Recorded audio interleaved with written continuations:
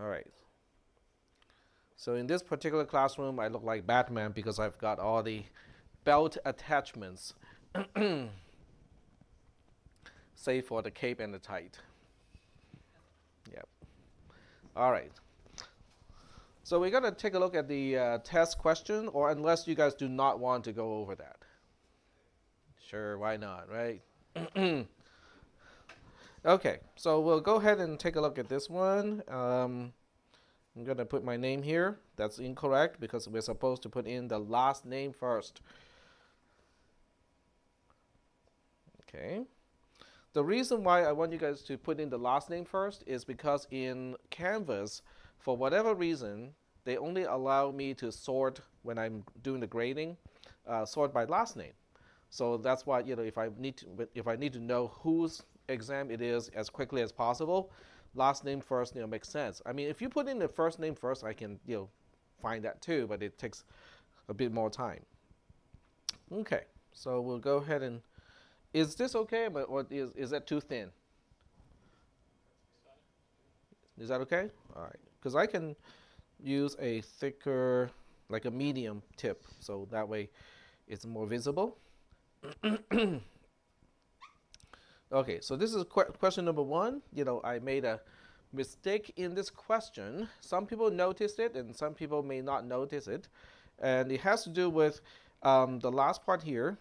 The final answer can be in a closed form equation with the probability variable on one side. So, if you leave it at that and not actually solve the values, you would not notice the problem. But if you try to solve with the value, then you might notice the problem. All right, so we'll take a look at the question.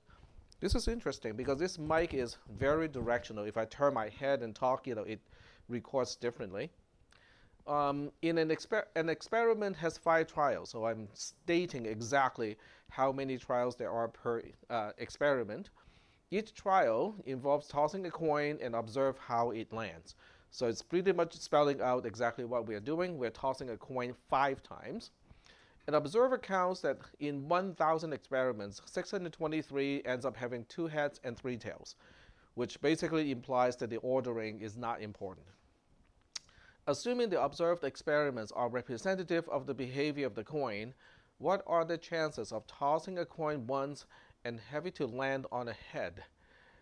In other words, I'm asking if you just toss a coin exactly once, okay, what is the probability of the coin landing on the head if the observation is representative of the coin's behavior? Show your derivation and explanation. The final answer can be a closed form equation with the probability variable on one side of the equation by itself. Some people did not do it by itself. That's fine too. So that there is no need to actually compute the value. So we just need to solve for that probability. So the first thing you need to do is to tell me what symbol is representing the probability of landing on the head. So you can either use H, okay, or P. I'm going to use P here. So I'm going to define P to be the probability of landing on the head. Okay. All right. So we also want to figure out, what is the probability.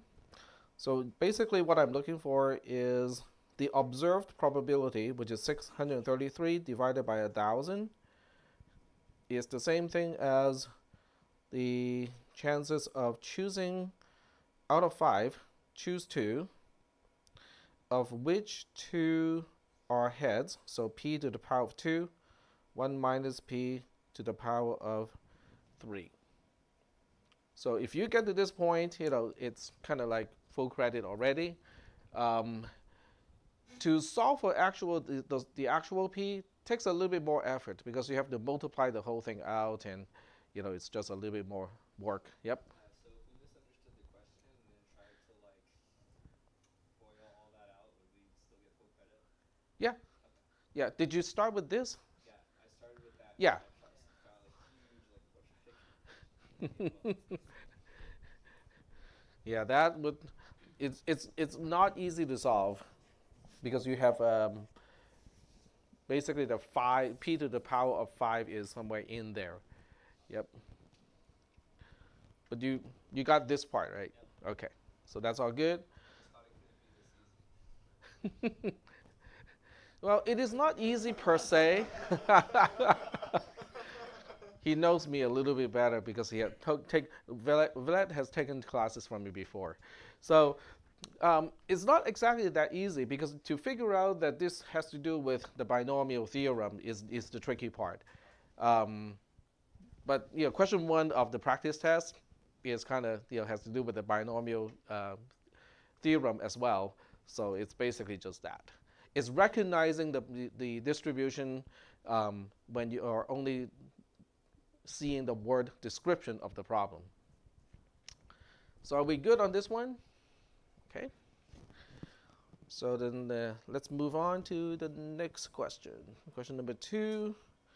And question number 2 is not supposed to be really difficult either because we have seen this one in different contexts already. The first time we encountered something like this was when we talk about bijective functions and also Aleph null. Okay, remember we had to figure out how to map two-dimensional natural coordinates to a single natural number line. That's when we first encountered this. But we never proved the theorem using induction because induction was not introduced at that point. Was that right? Or did I use a proof by induction already? I cannot remember. If I did, then you guys it would be a super easy question to answer because you just have to copy the my proof itself. But I don't think I proved it by induction back then because it's just doesn't seem right that I would introduce proof by induction at that time. Okay, so we'll answer the question part by part. So the first part is really just asking you to work out what is f of 0, what is f of 1, what is f of 2, and what is f of 3. So this part should be like super duper easy. So f of 0 is just summation of I going from 0 to 0, and then the only term is 0. Okay. F of 1 is 0 plus 1, which is 1. F of 2 is 0 plus 1 plus 2, which is 3. And as f of 3 is 0 plus 1 plus 2 plus, whoops, I can undo, plus 3, which is 6. So are there any questions about this part? It really is just working out the numbers, give me exactly what the values are supposed to be, and you're done. So next, I want you to find a way to rewrite the definition of function f, but in a recursive way. In other words, I want you to use function f to define function f itself for the most part, except for the base case. But the question doesn't just end there, just by saying using a recursive way. It also mentions this means defining f of n in terms of f of n minus 1, and defining f of k for some constant k without using recursion for a carefully chosen single constant k as quote-unquote the starting point. Okay, yep. If we did the f of k part, like the part below, would that be like okay? You mean this part here? Yeah. Well, they're slightly different. This part is changing the definition of function f, but change it to use a recursive way. And then the last part is the proof. Talking about the and defining f of k part. Oh, Yeah. okay. Well, first of all, which k would you choose as quote-unquote the starting point? 0. Now, 0 makes sense because we want f of n, all the n's basically to start with natural numbers. So we'll first say that, when k equals to 0, f of k is 0, or f of 0. Okay, let me backtrack a little bit. F of 0 is 0. Is that okay? This is the only case that there is no recursion. Okay? So the next one is, what if we're defining f of n for some n that is greater than 0? How are we going to define it? Can you observe a pattern using the earlier part of the question? Let's compare f of 2 and f of 3. Is there a f of 2 in f of 3? Yeah, it seems like f of 3 is just f of 2 plus n plus 3. So that's the answer of this question, which is f of n is f of n minus 1 plus n. Is that okay? So it is recursive.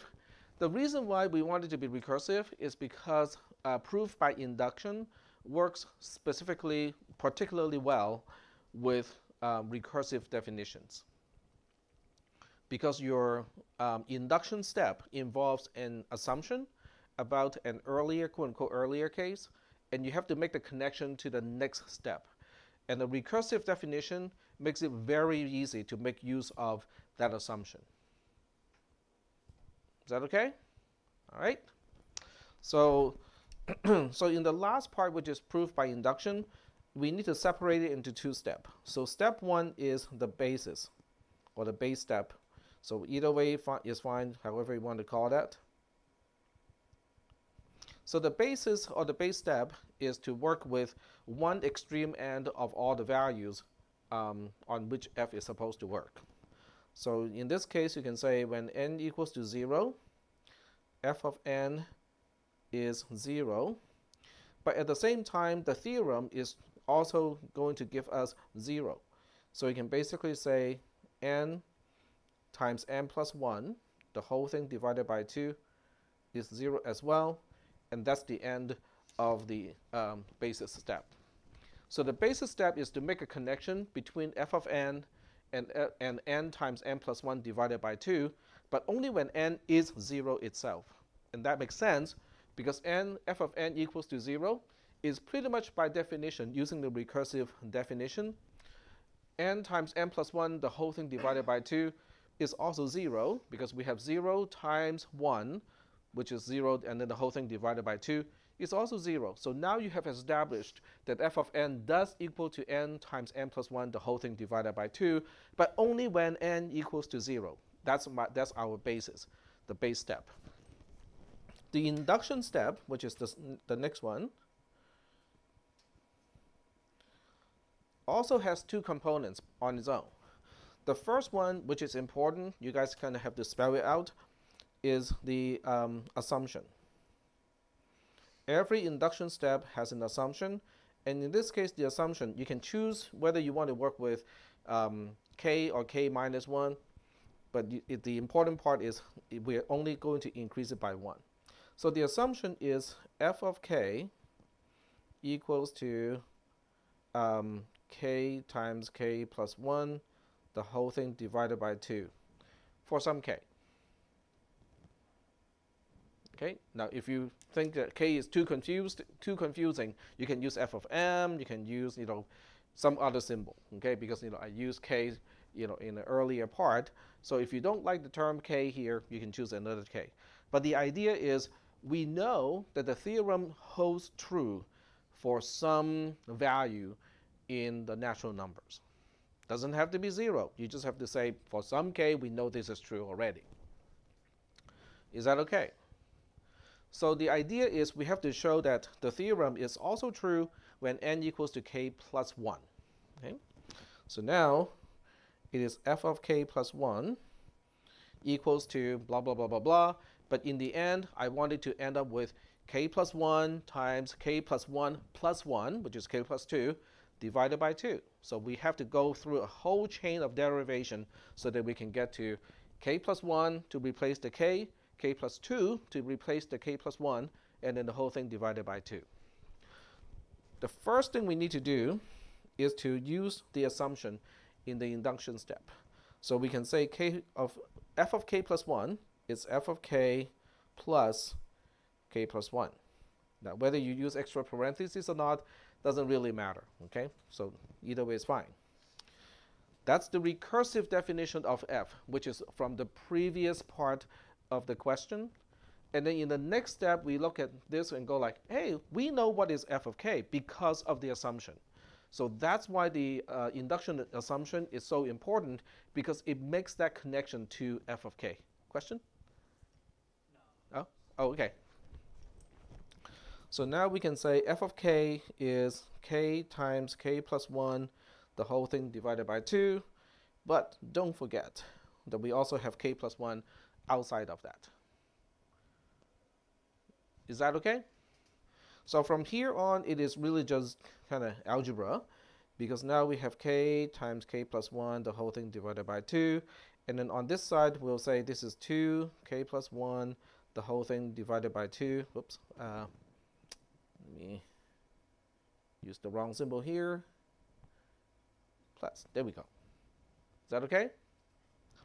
So now we have the common denominator. Then you can use factoring. Since we have k plus 1 divided by 2, that is common to both sides of the addition, we can now factor out k plus 2 as its own term. So now we can say it's k plus 2, the whole thing, times k plus 1 divided by 2. If you get to this step, I'm going to count it as fine, okay, 100%.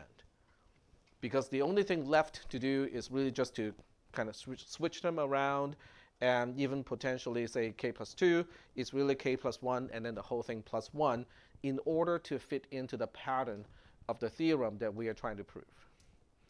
But other than that, because that's all really simple algebra, I'm not going to ding you points for not doing all that simple stuff. So are there any questions about this particular one? Was it harder or easier compared to the practice question? It's harder? I didn't understand like how you're supposed to use the recursive to do it, but now that I see it, it makes sense. Yeah. Okay. Yeah, because without the recursive definition, it is really hard to state the assumption. You can still do it. It's just a little bit harder. You can still do it. I mean, without the assumption, you can just directly plug in the k. No, because you cannot establish this relationship. That's the difficult part. Is you're missing this link. Yep.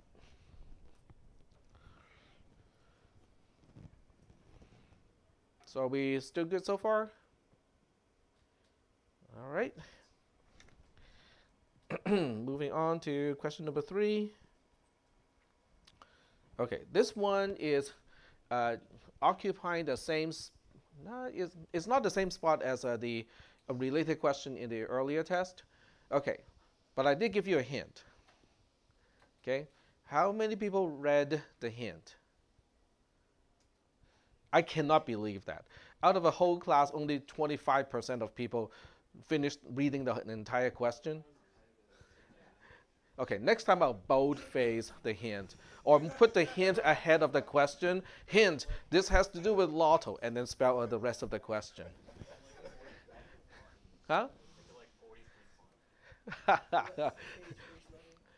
Or just the entire background, right? The entire background using kind of like a grayish, color, is the entire hint, so that the entire class except for one person is going to miss that because they forgot to look at it this way. It's like, from a distance, what does it look like, right? Because close up, all I can see are individual dots. Okay, so Joe and Pat, I intentionally picked names that can be on either gender, want to go on vacation together. They both read the same travel magazine that has 10 suggested destinations. Joe picked 6 different destinations out of the 10, and Pat picked 6 different destinations out of the 10. What are the chances that they share exactly 4 common destinations? Okay, one died. This one died. I'm thinking about shit. Is that okay if I just use my normal voice?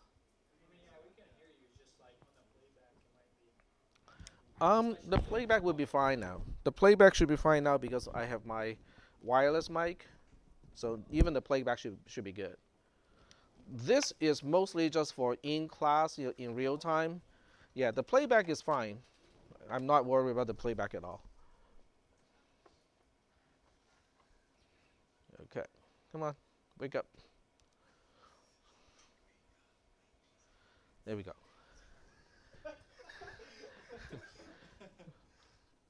Linkin Park. Huh? Linkin Park reference. Oh. Wake me up inside. Can't wake up.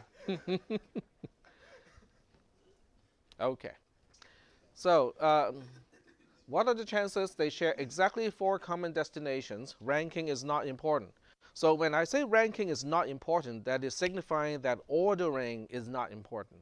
When I say ordering is not important, and they are picking 6 different destinations, it suggests it is without replacement. So we know it is without replacement. There are basically, technically, there are 6 trials per experiment, because when you pick, okay, you have to look at it in one particular way, but basically when Joe, let's say when Pat, picks one destination, it is one trial. There are 6 trials, and they're without replacement. Okay? So I need you to show your work and explain your answer. Your answer can express the probability once again on one side in closed form without actually calculating the value. All right. So how are we going to look at this, since the hint is the lotto prizes? So what are you going to do with this? Well, something it has to do with 6 choose 4. Okay. So yeah, go ahead. Uh-huh. Okay. Now, okay, but you're kind of skipping one step here, because in the case of the lotto game, it seems like it's not symmetric. Okay. In other words, the game official or the lotto officials who are picking the numbers, they do not seem to be symmetric to the individuals who are buying the tickets, but it is actually symmetric. In other words, when you buy your lotto ticket, it is as if you have your own basket of 47 numbers and picking the 5 lucky numbers out of the 47 numbers, and it is as if you have a basket with only 27 numbers, the first 27 numbers, and pick that lucky number. Okay, so it's symmetric. So in this case, it is the same thing. So you just have to pick one of the 2 people. Okay, let's pick Joe as the game official. So Joe is basically picking the 6 quote-unquote official numbers, and Pat is buying the lotto ticket. So the question is really asking, what are the chances that Pat is quote-unquote buying a ticket that has 4 matching numbers and 2 non-matching numbers? Okay, so when you mention that, it is correct, but you're kind of like skipping that one step that I would like to explain, because in this case, it is fully symmetric. It doesn't matter which way you look at it. You can look at Joe and say, okay, Joe is the lotto official, or you can look at Pat and say Pat is the lotto official, because it is fully symmetric. All right, so to answer the question, we have to say, what is the cardinality of omega? In other words, how many ways can Joel pick 6 destinations out of 10? And ranking is not important. Okay, so it's 10 choose 6. That is your denominator. So the next question then is, how many ways can Joe or Pat, just pick one person, share exactly 4 of the destinations already chosen by the other person? That is the question. Okay, so 6 choose 4 is the number of ways to share exactly 4 out of 6 chosen destinations. But then we are forgetting the other 2 destinations, which has to not match one of the 6 chosen destinations. So that is important, okay? Because in the lotto ticket problem, we have to consider the not so lucky numbers, okay? So that's why we have to state there are 4 destinations that were not chosen, okay? Of those 4, this person has to choose 2 of those. So this is the number of ways to choose two destinations not chosen, okay, not chosen by the other person. Okay, so now we have three numbers involved. This number is the denominator because it is the larger number. This is basically the cardinality of omega. But then these two numbers need to be multiplied. So the actual probability that you need to figure out, so the probability that you need to figure out is going to be 6 choose 4 out of the 4 destinations chosen by the other person. How many ways can I choose exactly for the same 4 destinations? Times 4 choose 2. This is the tricky part. If I have to pick one part that is particularly tricky about this question, it is you have to remember, besides the 4 here, you have to basically say, oh, but there are 2 other destinations that I have to choose that have to match one of the 4 destinations not chosen by the other person. So that would be the actual really tricky part of this question. And then you divide the whole thing by 10 choose 6, which is the total number of just, okay, if I just count how many ways I can choose 6 destinations out of 10, that is the number. So that's why I said, the hint is the lotto prizes, because when you are considering the chances of winning lotto, other than the jackpot, there are lesser prizes too. The lesser prizes have exactly the same form as this. You have to say how many of the lucky numbers you're matching, and then of all the numbers that are not matching the lucky numbers, you have to figure out how many ways you can match the not so lucky numbers. Except in the case of lotto, this 4 is a really big number. There are many ways you can basically not match one of the 5 lucky numbers, but in this case it's a much smaller number. So if you calculate the whole thing and give me a solid answer, that's fine. If you just leave it like this, it's fine too. If you forget the 4 choose 2, you lose some points, but I would not say it's enough points to fail this particular question. But it would see some deductions. Yep.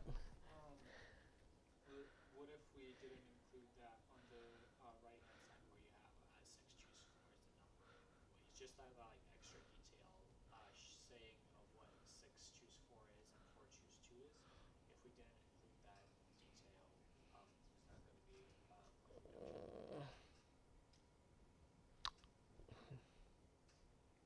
I'll think about it. Because the question did ask to show your work and explain your answers. So this is a kind of like a verbal explanation of what each component is. So I have to take a look. So you just arrived to the final equation here? I don't remember 100%. I'm just asking just in case I didn't. Okay. But I don't know whether or not I didn't write out a little explanation. Yep.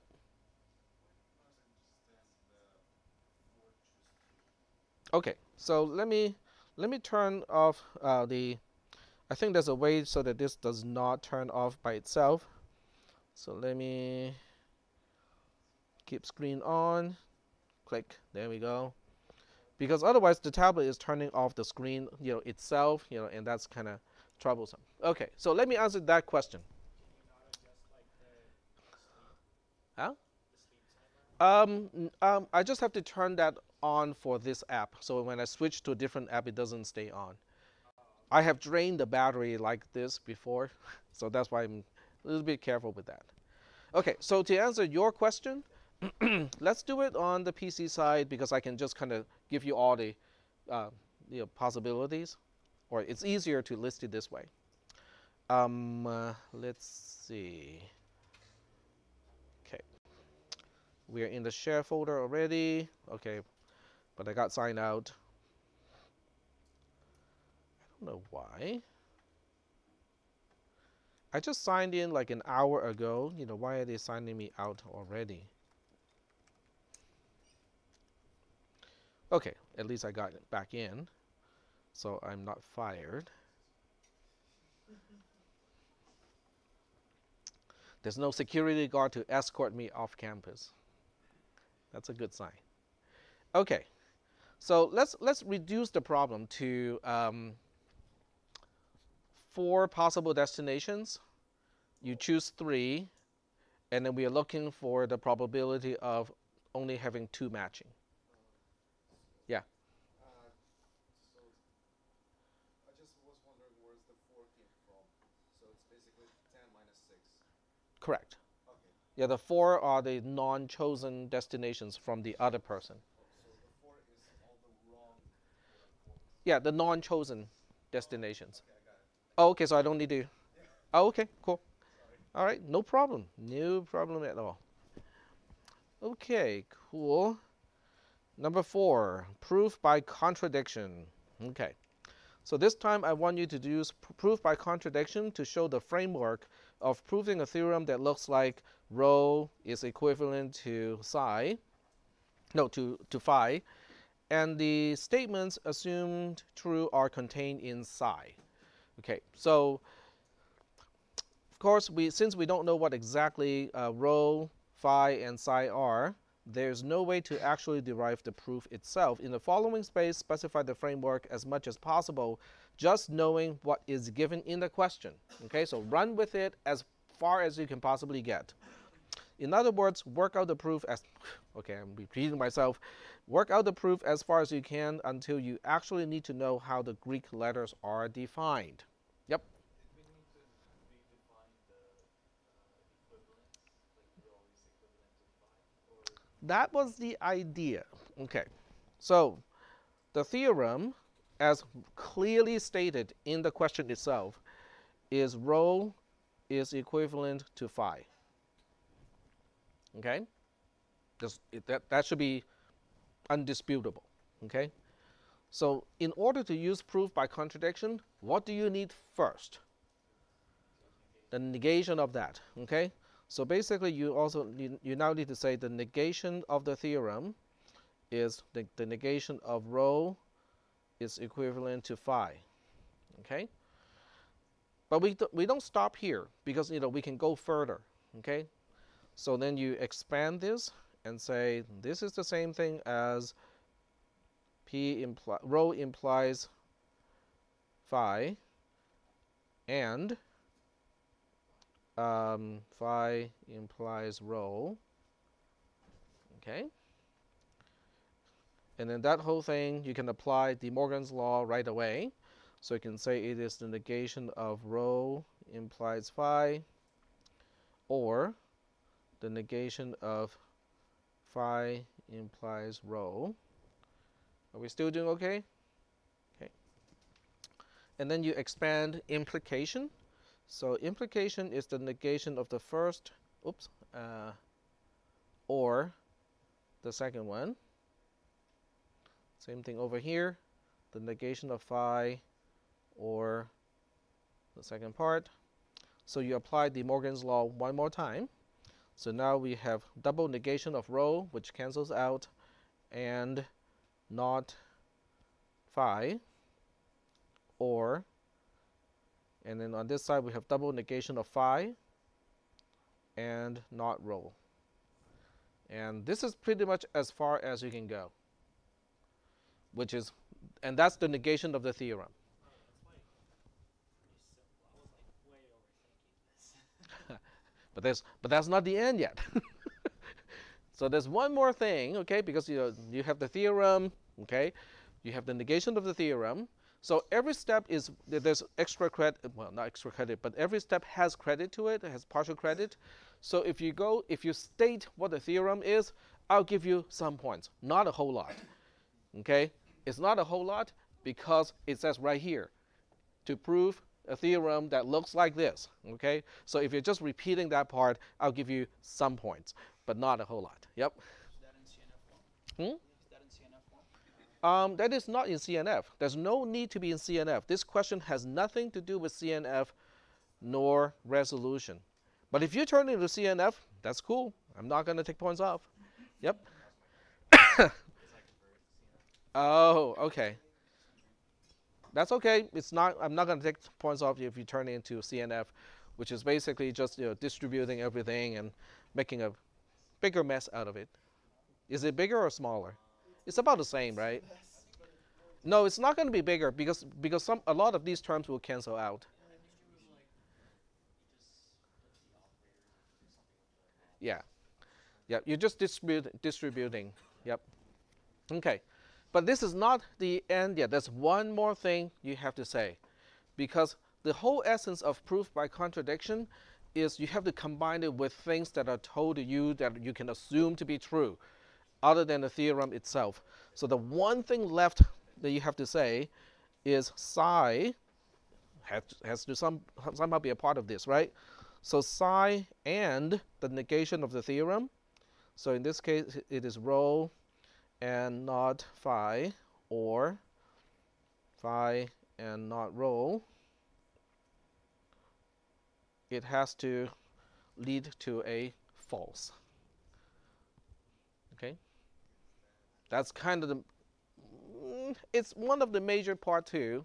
It's kind of important to remember what is proof by contradiction, because if you leave this part out, where's the contradiction?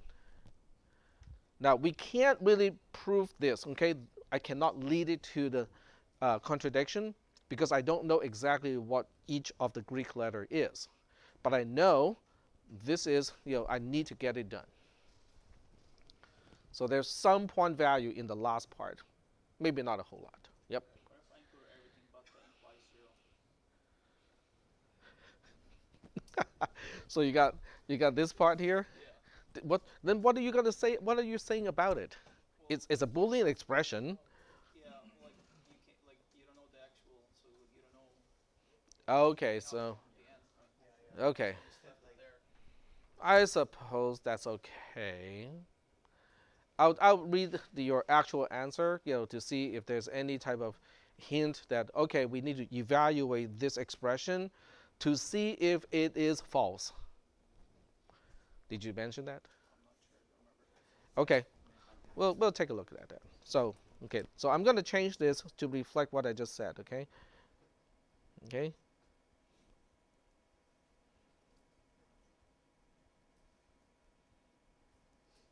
If so, the theorem is proven.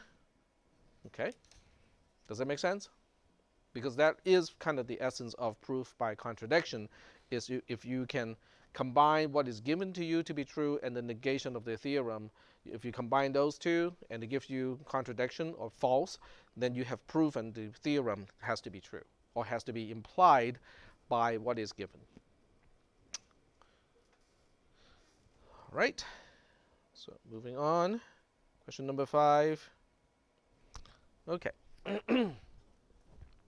The following expression is known to be true. So this one is CNF. Okay, this one is all about CNF. And I picked one that is not particularly hard to convert, I think. So let me do it here. So now we can say psi equals to not P or not Q or R. Okay, that's the left-hand side of the conjunction. And then we have an and P or not S. Well, that part is already done, right? The second part? Yep, so we just kind of have to focus on the first one. Okay, so for the first one, we have a negation on the inside, which is right here. So we need to take care of that one. So it becomes not P or, and then we have, we apply De Morgan's law, so that becomes the negation of Q and the negation of R. Okay, and then we can use distribution. So now we have not P or not Q and not P or not R and P or not S. So that becomes CNF1. Is that okay? Okay, cool. There's no need to do resolution, even though it is possible to do resolution here. But since I just want you to convert into CNF, there's no need to do any resolution here. because the P can resolve with the not P here. The P can also resolve with the not P here, but there's no need to do it at this point. So now we move on to the next part of the question. Okay, so the proposed theorem is this. So the first thing you need to do is to state what is the negation of that proposed theorem. So not phi 1 is going to be the negation of P or Q, right? Because if the theorem phi 1 is P or Q, or the proposed theorem, then the negation of that is just that, and then double negation cancels out. We got P or Q left, and guess what? That is a CNF. So this one is super easy, okay? So that is a CNF. So now we combine that CNF with the original. So now we go like CNF1, and the negation of phi 1 is going to be the negation of, negation of P or the negation of Q, and negation of P or negation of R, and P or not S, and the new term, okay? The negation of the theorem of phi 1, P or Q. There we go. So now the question is, okay, how far can we derive this? There are several ways to denote it. Some of you know how to use a table because you used it in your homework assignment. You can write the whole thing over and over again. You can just use pointers and point to things. So we'll just go like, okay, copy the entire thing here, and then we can add one more term. We can choose, it doesn't really matter how we choose. We can just choose this P and use it to resolve with this term here. So we end up with not Q or not S, okay? Not Q or not S. And I'm just going to be emphasizing that this particular step here is combining this and this.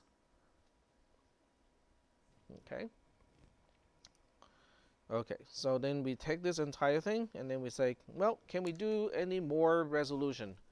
Yeah, we can do some more.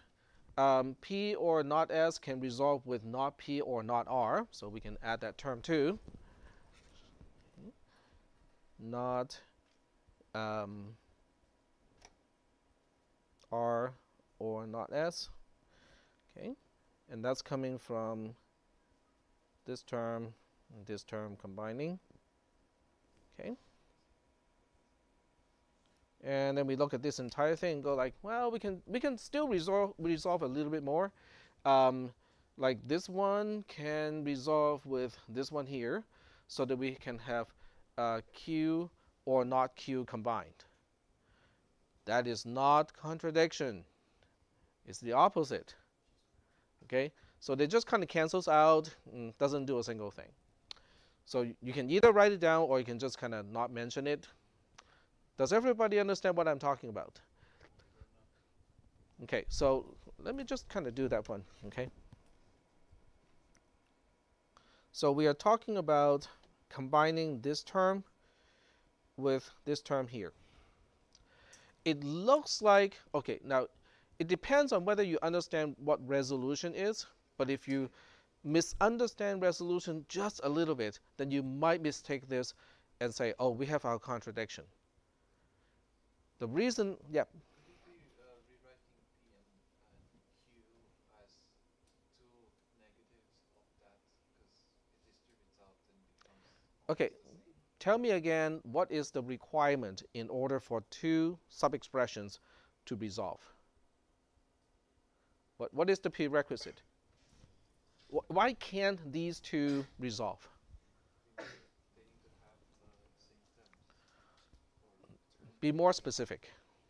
Has that determine the negation of the term? So one has the non-negative version of one variable, and then the other one has the negative version of the same variable. Okay? So not P or not Q does not resolve with not P or not R because they both have not P. Okay? So they don't work. Okay, so let's look at the confusing case, which is not P or not Q, okay, as one term, P or Q as the other term. Obviously, they have to resolve. The question is, they resolve to what? Okay, but you cannot resolve two variables at the same time. You can only resolve with one variable at a time. Pick one. Do you want to resolve with P, or do you want to resolve with Q? Pick one. P. Okay, fine. So if you resolve with P, then P, not P, disappears. The rest concatenates, right?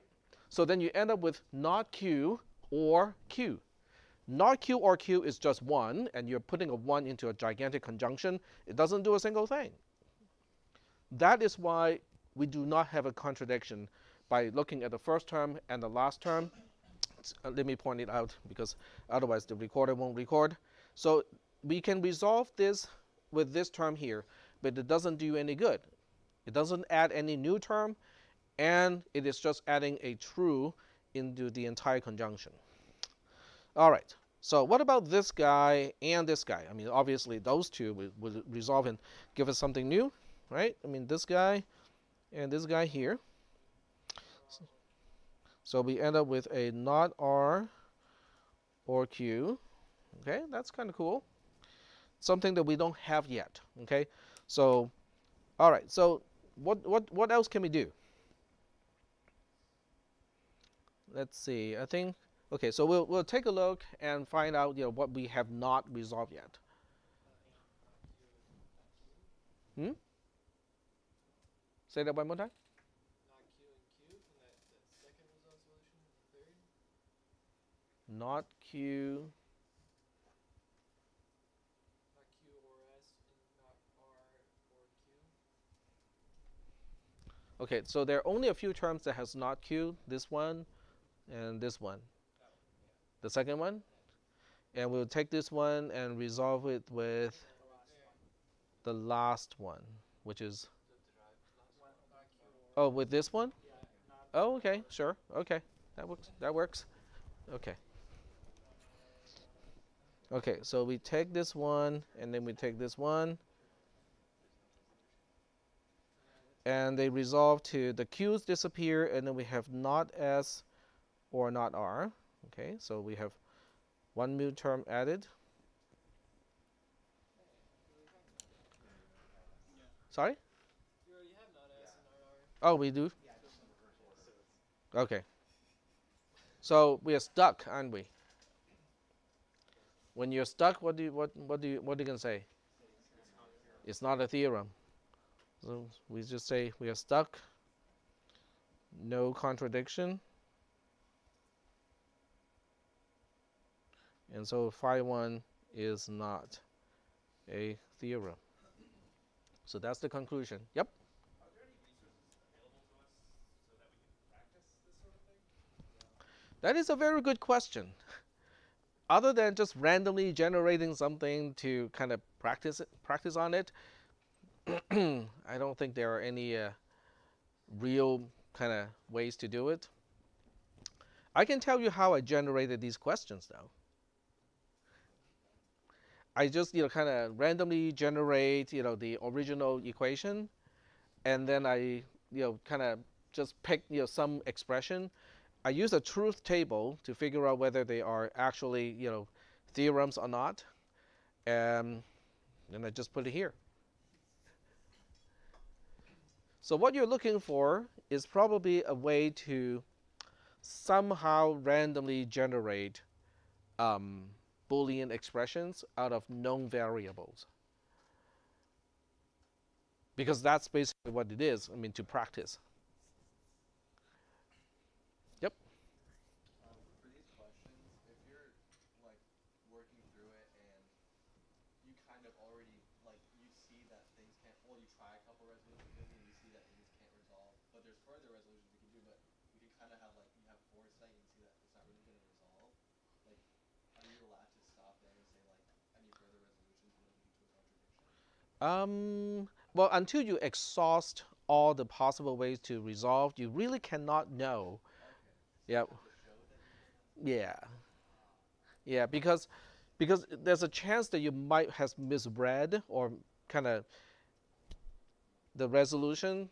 So So there's no, so you really cannot stop unless you have a systematic way to combine the first with the second, the first with the third, the first with the fourth, and so on. And then you look at the second one, combine with the third, combine with the fourth, and so on. So if you have exhaustively looked at every single thing, either they do not resolve or they resolve to a term that you already have, then you can conclude and go like, okay, we cannot resolve any further, and there's no contradiction, and so we are stuck, and therefore, phi 1 is not a theorem.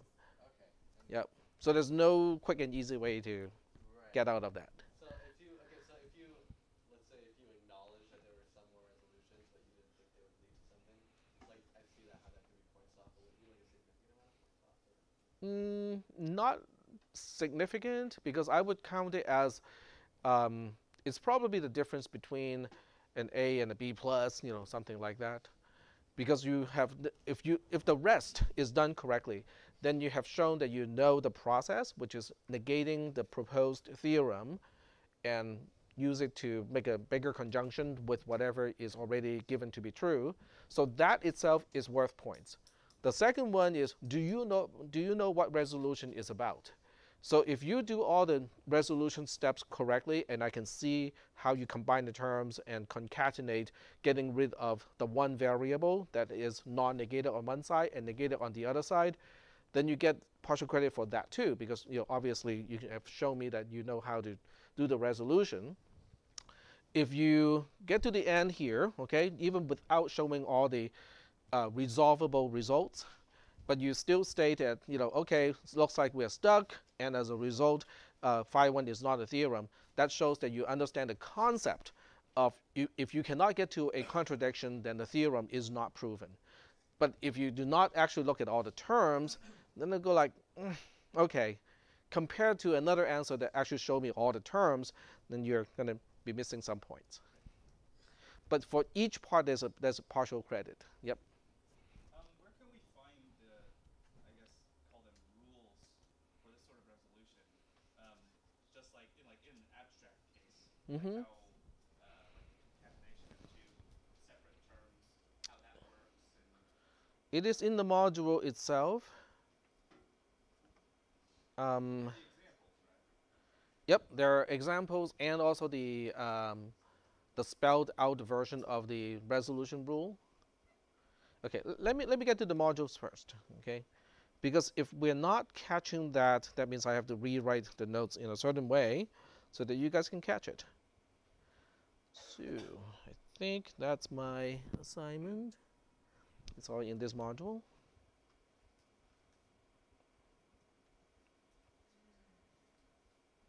Okay. All right, so the resolution, the logic of resolution is basically captured here, where you can see that there's psi and there's not psi. So you start with this, and then you end up with that. That is resolution itself. This entire derivation is basically saying, the derivation itself is sound. But this is resolution itself. So later on I restate it as a rule of transformation. Basically, if you see phi or psi, and in this case they're general, which means phi itself can be a huge, big, long expression. Psi can also be a big, huge, long expression. But if you see this disjunction and you see this disjunction somewhere along all the things that you know is true already, then you can make a conclusion and say that phi or rho is also true. And that is the whole essence of resolution. Okay. Is that okay? Yeah. I must have just completely missed it. No, you did not completely miss it. I think what you did not was to connect this piece with the revised rules of what is considered a well-formed formula. Because there are those two pieces, when they are attached, then it makes sense. Right. There are also some examples at the end of this. this part here, and basically I go through, oh, this is just the derivation. So there are some exercises here, down here. Okay, keep going.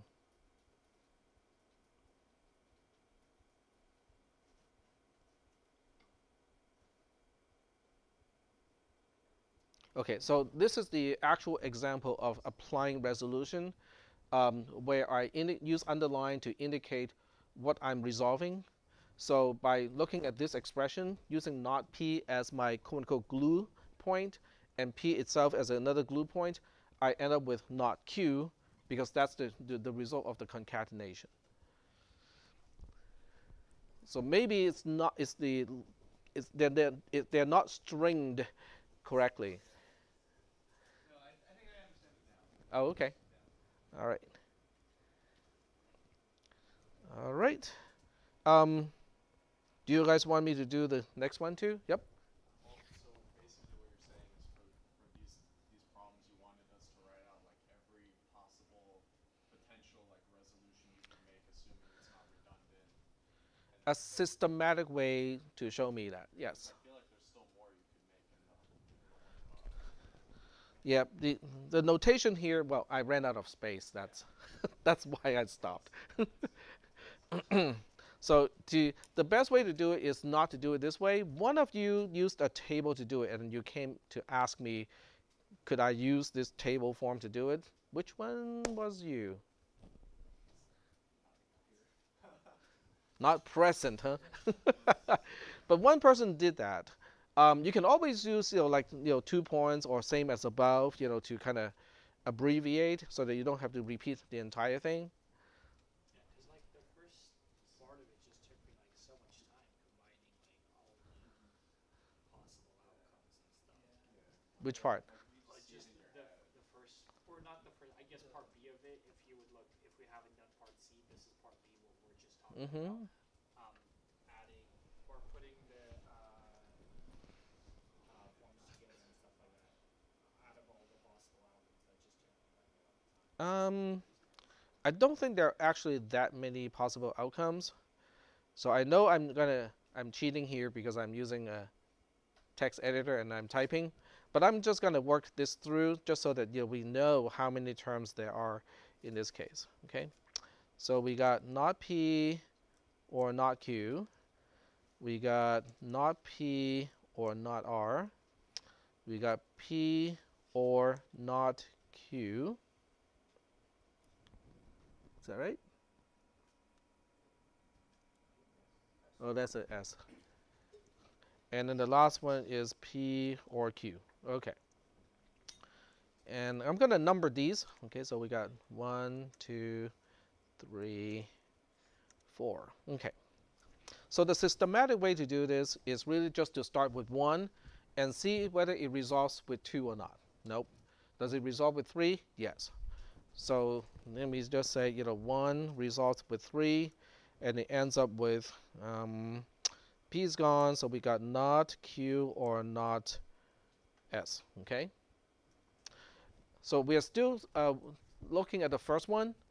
It does resolve with number 3, but it also resolves with number 4. So we say, okay, number 1 resolved with number 4. This is number 5, by the way. And this is number 6. So number 1 resolving with number 4 would give us just true. It doesn't do us any good. Okay. So that basically goes away. Then number 1, does number 1 resolve with number 5, which is something that we just added? Nope. Those two do not resolve because even though they share a variable, they're both negated. So there's no resolution with these two. So now we look at number 2 and we say, does number 2 resolve with number 3? Yep, because one has P and one has not P. So number 7 is 2 plus 3. So number 2 resolving with number 3 is not R or not S, which is a new term. So every time we add a new term, we kind of have to say, okay, here's a new term that we may not have considered before, so we have to go through another big cycle over and over again. And then number 8 is 2 plus 4. Do they resolve? Do they resolve to something that's new that we haven't seen before? Yep. So 2 plus 4 resolves because P resolved with not P. So we end up with not R or not Q. Okay. Huh? Oh, that's just Q, right? Okay, there we go. And then number 9 is, does 2 resolve with 5? 2 does not resolve with 5. Does 2 resolve with 7? 2 is right here, 7 is here, they do not resolve. 2 and 8 do not resolve. So now we work on 3. So 3 and 4, they do resolve. Oh, no, no, I take it back, they do not resolve. Okay, so 3 and 4, they do not resolve. 3 and 5, do they resolve? Nope. 3 and 6, okay, that doesn't matter. 3 and 7 do not resolve. 3 and 8 do not resolve. Start with 4. 4 and 5, they do resolve. Do they give us something new? P or not S? Nope, it's already here. 4 and 7 do not resolve. 4 and 8 do not resolve. Start with 5. 5 and 6, nope, doesn't work. 5 and 7, doesn't work. 5 and 8, they do resolve. Do they give us anything new? Because we have Q or not S, which is already same as 7, so no, not 7. Oh, the Q's goes away. Yep, okay, same as 7. So they're not giving us anything new. 6 doesn't need to be considered. 7 and 8 do not resolve.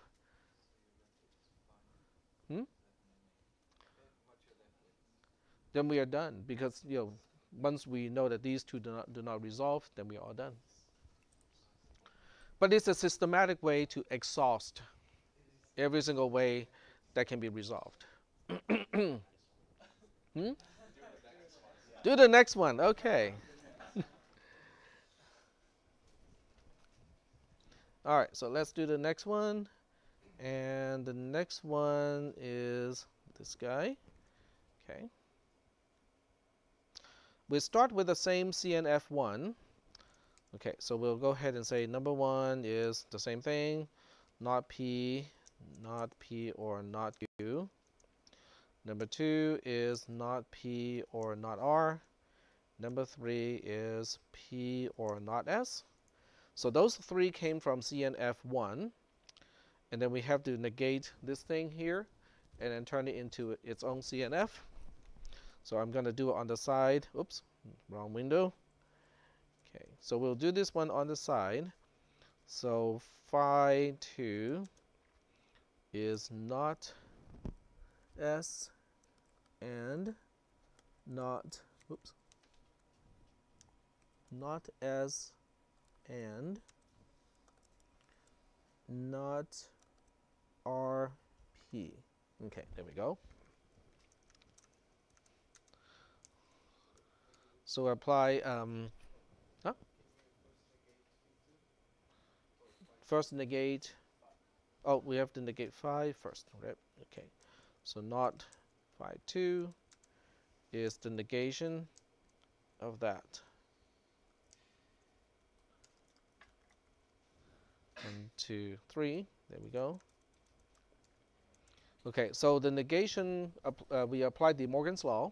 So we have not S or not RP, right?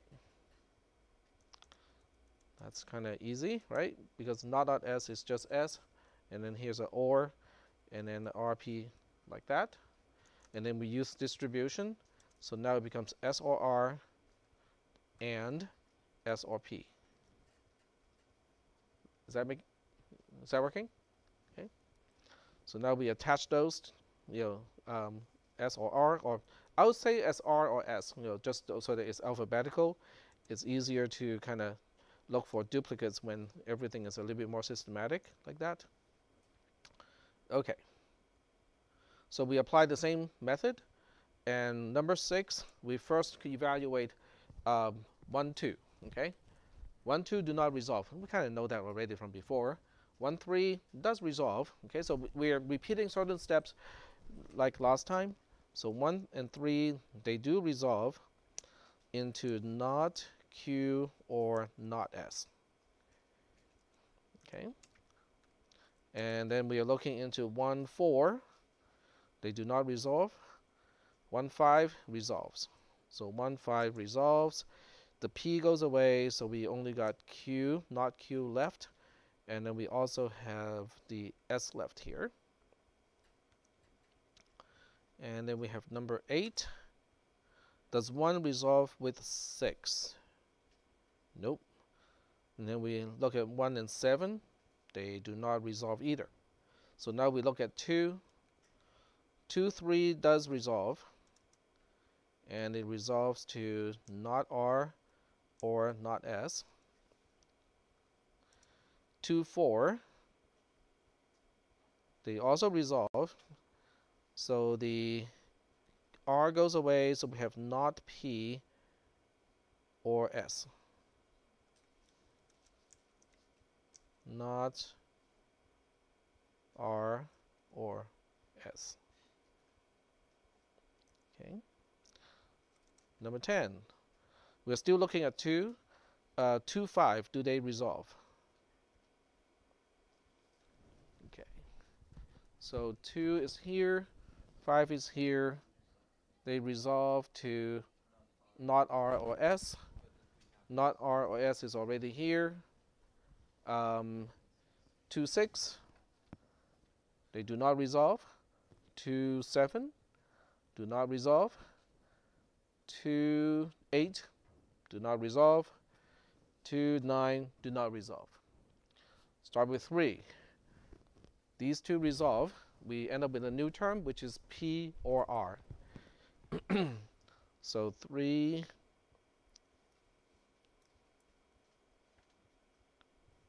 4 resolve to P or R. 3, 5. 3, 5 definitely resolve to just P itself because the other variable goes away. 3, 5, these two. So the S term goes away, one is negated, the other term is non-negated. So we have P or P left. P or P simplifies to just P itself.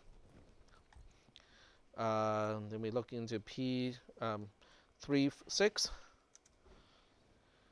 Okay, 3, 6, do they resolve? Nope, they do not resolve. 3, 7. 3, 7. They do resolve. So we end up with not P or not Q. Huh? Okay, let me check again. Okay, so we are looking at this term and this term here. The S goes away, P is left, not Q is left. So I think I'm okay. 3, 8, do they resolve? 3 is here, 8 is here. They do not resolve. 3, 9. 3, 9 does resolve to P or not R.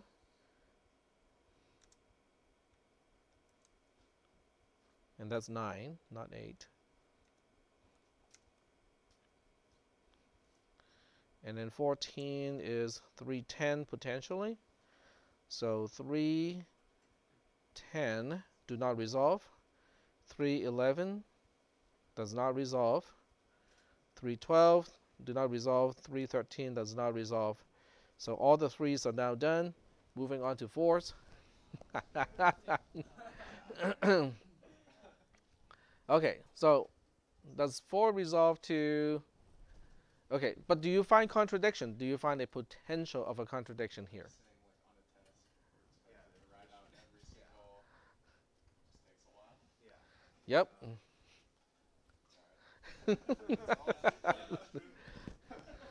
I think we're pretty close to the end though. I think most of the terms are already spelled out. Because the further you go, the more chances that you will resolve to something that you have seen already. because we are already starting to kind of step onto the terms that we generated. So the more you step on the terms that we actually generated, the more likely that you will end up with terms that are already in here. Okay, so I see that you guys are totally bored, which is a good sign. It's a good sign in many ways. One is you know what to do, because otherwise you wouldn't feel bored. And two, it is a very good sign because it means this process is extremely mechanical. Why is that good? May not for your grade, but yeah, you can automate it. Very good, because because it means that we can use a double loop and just keep doing it until we cannot add any more terms. Then we're done. A double loop, just a nested loop can do it. So, do you want to keep going or not? Okay. Maybe I can give you the Perl script to do it or something like that in the next class. I think that might actually be good. Does anyone want to see that? Basically a program that can take it won't do the step to convert a negated proposed theorem into CNF, but if you give it a CNF, it will do the resolution until nothing can be done. Would that be useful? Yes. Okay. Specifically for this. Hmm? Specifically for this. No, but I think also from the perspective of can we actually code it, that from that perspective, it is actually useful too. I wonder if I can use a spreadsheet to do it. Hmm? Yeah. If I know ahead of time how many variables are actually given to me, I might be able to do it using a spreadsheet actually. I have to think about it. Does this come out to like when you exhaust everything as not Q, not R? Well, we are moving on to number 4 right now. So when you look at number 4, it doesn't. I mean, I'm going through a very systematic and kind of tedious way of looking at things. But if you're eyeballing this, you can look at number 4 and go like, okay, I'm looking for not R, not S somewhere, right? So you're gonna skip 5 like right away. You look at this and go like, yep, they do resolve R, not Q. Is it somewhere in here? Huh? Nope. No R and not R or not S is not in here yet. Oh, yeah, it is there.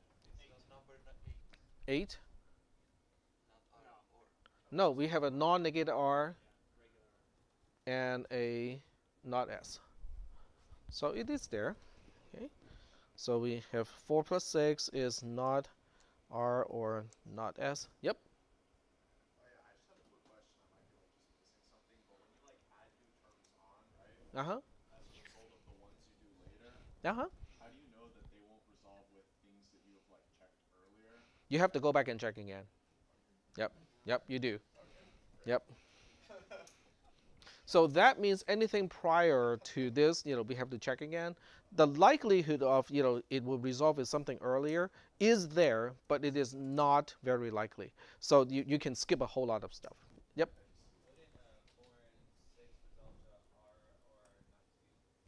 4 and 6 resolve to R or not Q? 4 and 6 will resolve to R or not Q. That is correct. So 4, 6, R or not. Oh, because the S is going away. Sorry. Yep. Okay. Good catch. R or not Q, which is not there yet. So this is still a new term. And on your ninth one, that is supposed to be not P or S, not R. Huh? This one? Yeah, it's not P or S. 2, 4 would get. Oh, okay. Yes, but something else made that term also, but yeah. Alright, so we gotta go back. Oh, okay. Backtrack, right? Okay.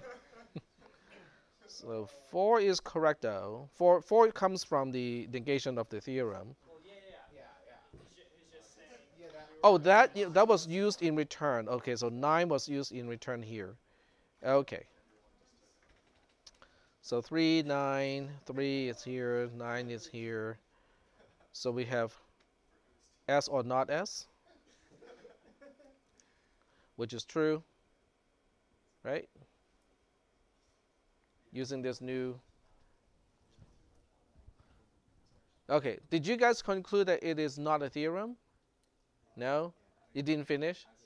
Mine resolves somehow. It resolved somehow? I don't even know. Probably some mistakes. Probably just made a small mistake somewhere.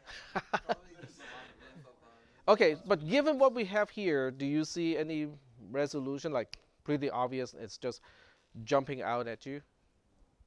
Yeah, I mean, you do have the. Okay, we start with the P because if you have something like this already, it is really useful because it can be combined with something, like it combined it with this one and you end up with just S itself. In other words, it generates single term items, which then can easily lead to a contradiction. So we want to look at just P and combine it with, so we have not Q. So the question is, can we get Q all by itself? And Yeah, Q or not S and Q or S. do we have a not? Yeah, you can combine, hold up, 12 and 1. We can combine this with the first one. Then we have not Q by itself. And can we get Q by itself? We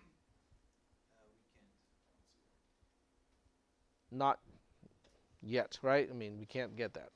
Okay, so we can get not Q by itself if we can somehow get rid of the R, which means we are looking for something that looks like not P or not R. Not P or not R is here. Okay. So that will single out not R by itself. This not R, okay, what was I?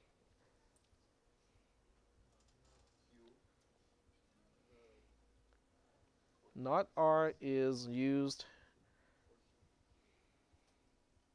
You can use number 6 and 7 to get not Q by itself. Not number what? Number 6 and number 7 Number 6 and number 7. get not Q by itself. Yeah. You can get not Q by itself. Yeah. So you have S or not. There are a lot of ways. And not Q is going to help you to do this. Nope, no, not Q can only combine with something that has a non-negated Q. So there's none. There's nothing that it would be useful for. So doesn't make Yep. sense. You can see how the systematic way is kind of good if we don't make mistakes.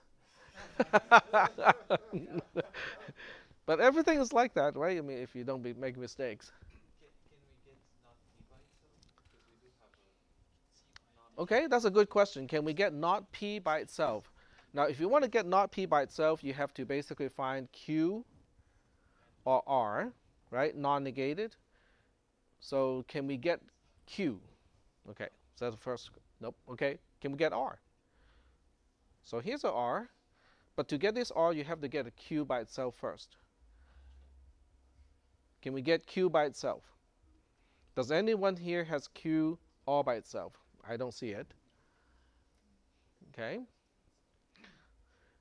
So you can see, you can kind of use that approach and just kind of try to eyeball. But when you eyeball, sometimes, we just kind of miss things too.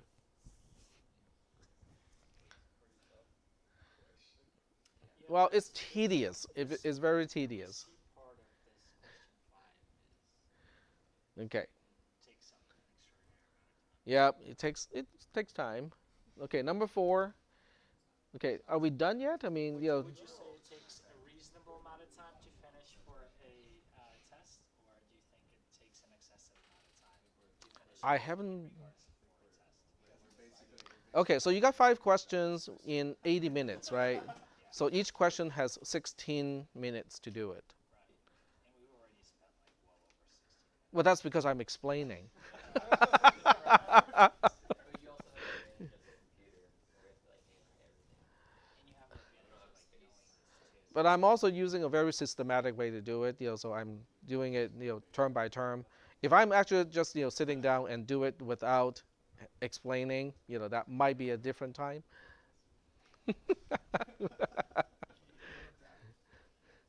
So how many steps did you guys go through before you go like, okay, I'm out of time? Huh? Huh? A lot? The thing was, It just kept going and going. I don't know. Yep, so go ahead. I got to the point where I got the P by itself, but yeah, but I ran out of time. Oh, okay, so you got to this one. Yep. Yeah, getting P by itself means we can single out not Q, not R, and S also too. So combining the S and the not S, we can single out just P, but that's what we got already. So other than a systematic way of doing it like this, there's really no shortcut in trying to find whether there's a contradiction or not. So number 4 and 8, we can't do anything, right? Since Number 4, because both variables are opposites of each other. which 4, 8? 4 and 8. Okay, so 4, 8. No, you can resolve, but it will just resolve to true, so it doesn't help you. So 4, 7. Okay, 4, 8, 4, 9. This does not resolve, does not resolve, does not. These two would resolve, but that's just true, so we're out here. So these two do not resolve. And I think after this point, things really do not resolve much anymore. Because the more you use the terms that are generated from earlier results, the less likely that you will actually find something that would resolve. Because we would have found it already and mentioned it earlier.